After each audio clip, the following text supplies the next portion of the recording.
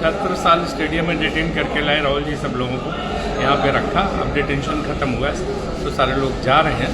मुख्य डिमांड वही है, शिक्षा मंत्री का इस्तीफा और उसके साथ साथ जो है पार्लियामेंट में जो है इस पर बहस। Government is completely yesterday they show the brutality. Today once again repeated that brutality. This Modi government's complete face is come out now. They are completely anti-democratic. We are talking all days. Now the country is witnessing the real face of Narendra Modi. Are you going to Are you going to continue this protest tomorrow also? We already, our leader of opposition put forward 3 demands. One, Dharmendra Pradhan should resign immediately for taking the responsibility of all these CBSE NEET leakages. Number 2, the cases, FIR cases against the students related to the yesterday incidents should be withdrawn immediately. Number 3, there should be a concrete specific discussion on CBSE NEET exam leakage, which we are demanding yesterday.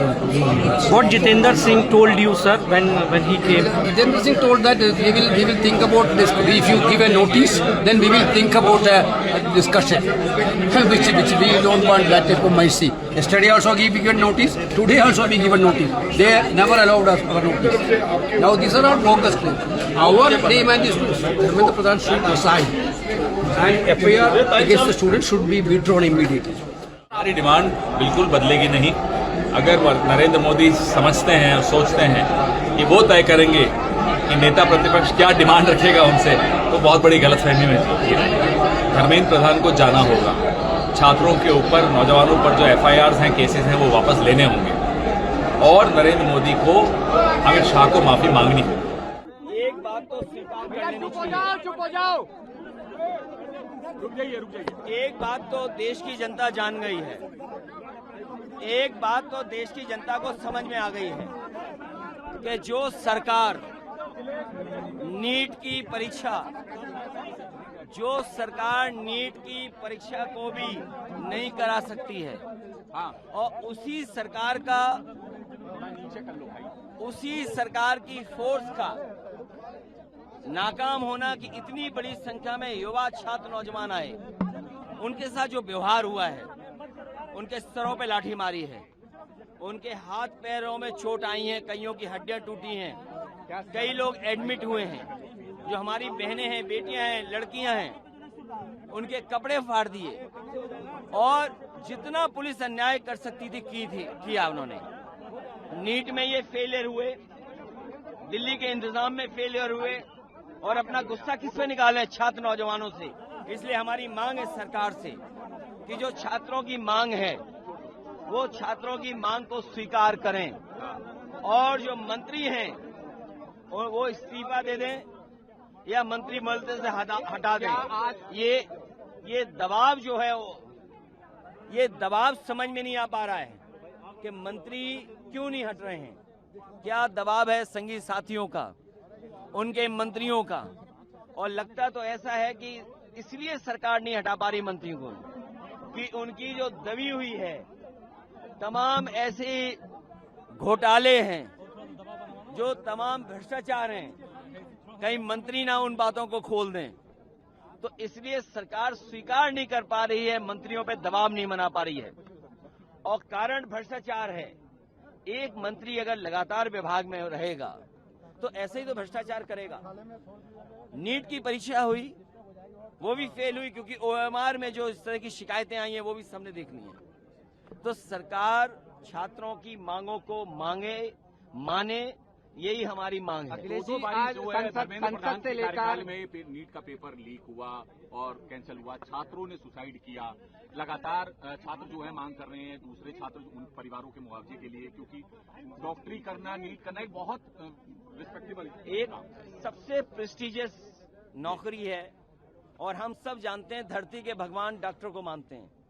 उसी की परीक्षा में ये इस तरह की बेईमानी, और ये पेपर लीक नहीं हुआ है, ये सरकार बेईमानी कर रही है और बेईमानी करती आई है। मैं आपको याद दिलाना चाहता हूं, यूपी में एक समय पर जब भारतीय जनता पार्टी की सरकार बनी, वो अपने मन चाहे लोगों को एडमिशन दिलाना चाहते थे और उसका परिणाम ये हुआ कि एक सत्र जीरो हो गया। तो जो नीट में बेईमानी करना चाहते थे, जो पेपर लीक हुआ करने वाले सब बीजेपी से संबंध रखने वाले लोग हैं। तो आखिरकार सरकार घबरा क्यों रही है?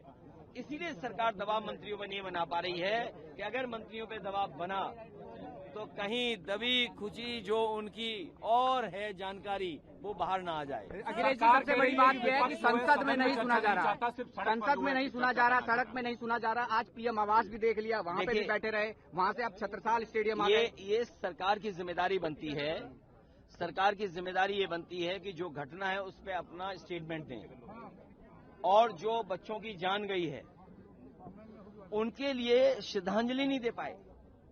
जब हमने सांसदों को, जो हमारे परंपरा रही है लोकसभा की, प्रोटेस्ट किया पीएम आवास को, देखिए ये मोदी और उनकी सरकार की तानाशाही है।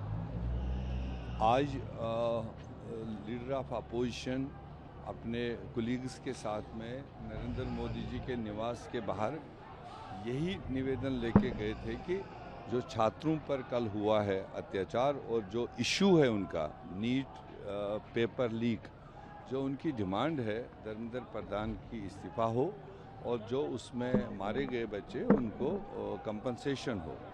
तो इसी बात को लेकर के वो वहाँ पर धरने पर गए थे और उन्होंने एक भी नहीं सुनी। विद द रिजल्ट बाद में जब वहाँ सारे नेता जमा हो गए तो जिस तरह से ड्रैग करके वहाँ से निकाला गया एक लीडर ऑफ अपोजिशन को और रिस्पॉन्सिबल पॉलिटिकल पार्टी को, कोई ऐसा अनटूवर्ड वाला सेटअप तो वहाँ लिया नहीं था। और उसके बाद अलग अलग गाड़ियों में अलग अलग डेस्टिनेशन में दिल्ली के दूर दराज इलाकों में ले जाया गया। दिस इज़ हैरासमेंट और इससे कांग्रेस पार्टी डरेगी नहीं, ना ही देश के युवाओं को डरना चाहिए। ये जंग हम लड़ेंगे और ऊपर वाले ने चाहा ये जंग हम जीत के दिखाएंगे, नरेंद्र मोदी को हरा के दिखाएंगे। बहुत अफसोस है कि पहले तो डिटेन किया जाता था आम जनता को और जब इस देश का छात्र युवाओं की नहीं सुनी गई बर्बरता से, कल जो शांतिपूर्वक धरना प्रदर्शन था, कल क्यों कॉल की नौबत आई कि पूरे देश के छात्र और युवा जुटे और उनके साथ जिस प्रकार से मारपीट की गई है घोर निंदनीय है। उसके जितनी मजम्मत करें कमी कम है। आज उसके ही खिलाफ माननीय अखिलेश यादव जी, माननीय राहुल गांधी जी पीएम मोदी जी की आवाज़ के सामने धरना कर रहे थे। अगर उनकी आवाज़ को, जो इस देश के वरिष्ठ नेता हैं, उनकी आवाज़ को ही नहीं सुनोगे आप, उनसे ही संवाद नहीं करोगे तो सरकार फिर किसके साथ संवाद करेगी। हम इस कड़े शब्दों में निंदा करते हैं और हम ये मांग करते हैं कि सरकार अपनी हठधर्मी से हटे, जो जायज़ मांगे हैं इस देश के छात्र युवाओं के उसको सुने, नहीं तो इनकलाब आएगा और इस इनकलाब की लहर के अंदर फिर मैं ये बात जिम्मेदारी से कह सकता हूँ, फिर भारतीय जनता पार्टी क्या कोई इस दुनिया के अंदर जो भी सरकारें हैं फिर उसके सामने टिक नहीं पाती। इसलिए बेहतर है अभी समय रहते समझ करके इस चीज़ का हल कर लें तो ज़्यादा अच्छा है, नहीं तो कानून के दायरे में रह करके फिर इस मुहिम को और आगे बढ़ाया जाएगा।